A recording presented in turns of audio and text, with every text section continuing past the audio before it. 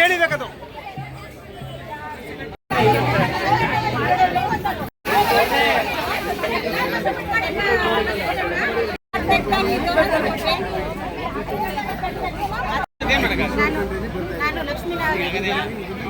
ನಾನು ಲಕ್ಷ್ಮೀ ನಾಗರಾಜ್ ಅಂತ ಮಹಾಸಭಾ ನಿರ್ದೇಶಕರು.